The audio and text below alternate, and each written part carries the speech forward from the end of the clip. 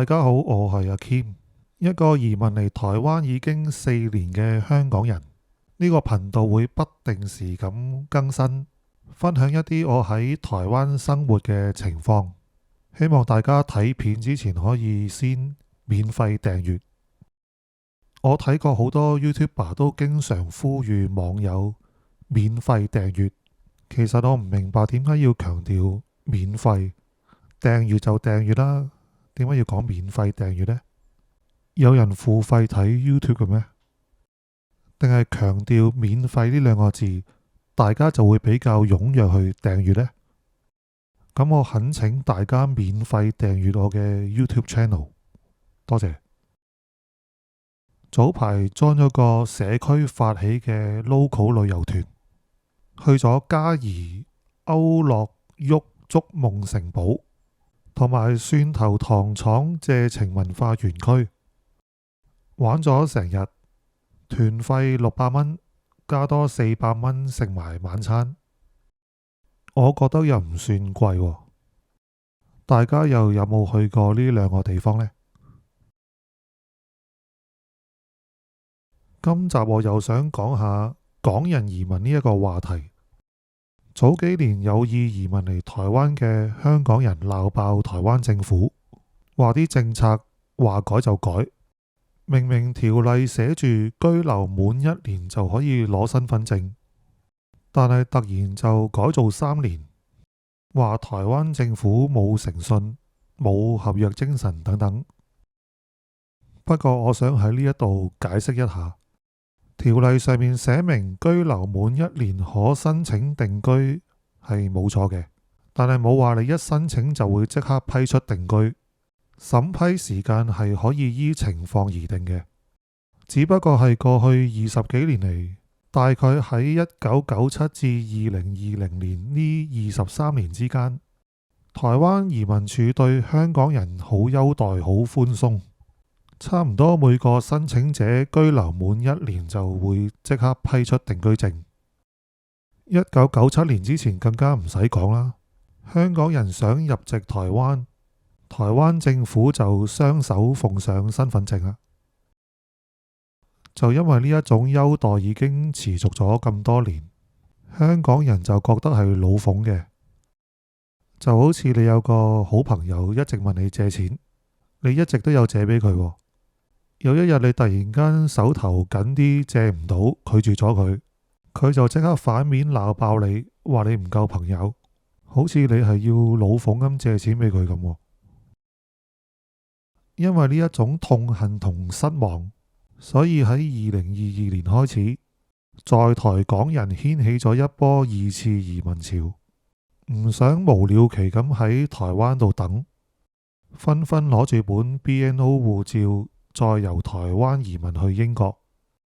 因為英國政府承諾過香港人，只要喺英國住滿6年，就可以獲得公民身份。香港人普遍都相信西方法治精神，所以就懷住呢一份希冀移民過去啦。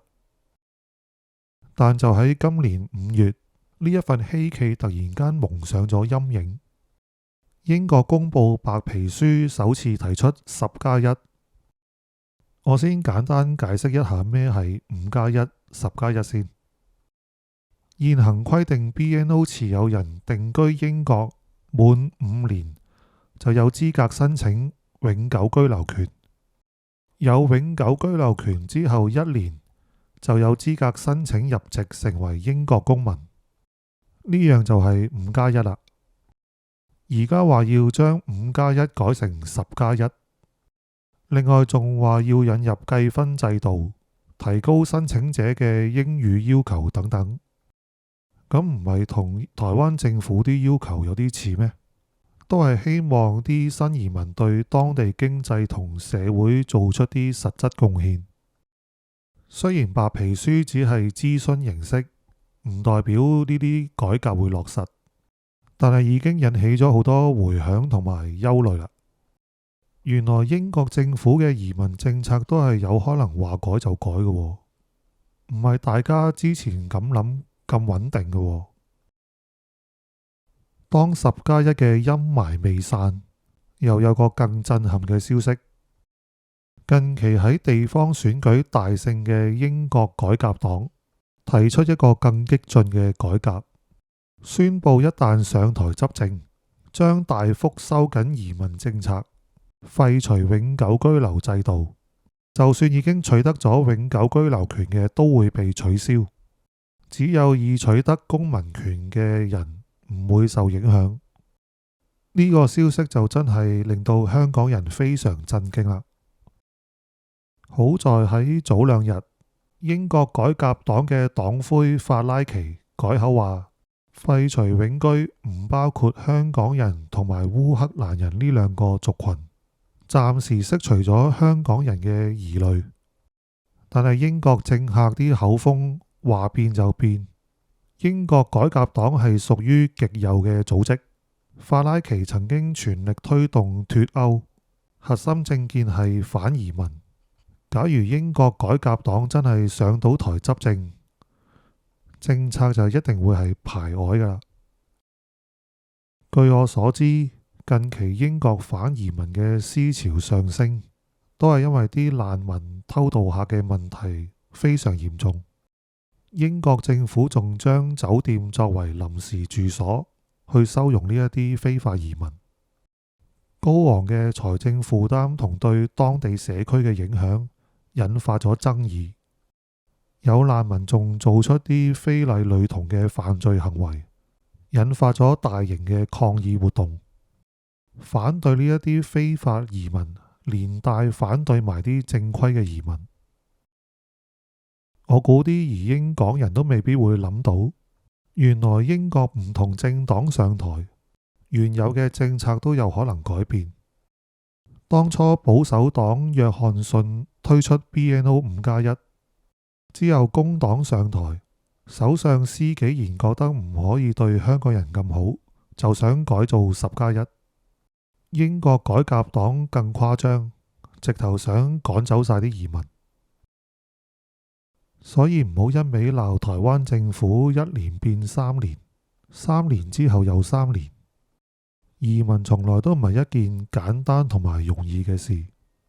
除咗香港之外，各國政府都會優先保護自己嘅國民，所以耐性好緊要。假如當初移民台灣嘅香港人唔選擇2次移民，俾少少耐性，我諗大部分都已經入籍台灣做咗台灣人啦。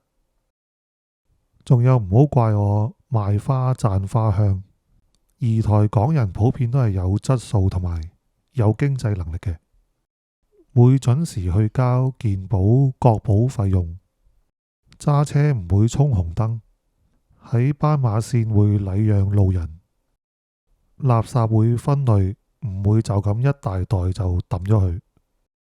喺早餐店唔會將手機個聲開到好大，睇埋啲抖音廢片，所以係唔會對社會或者公共服務制度帶嚟沉重負擔嘅。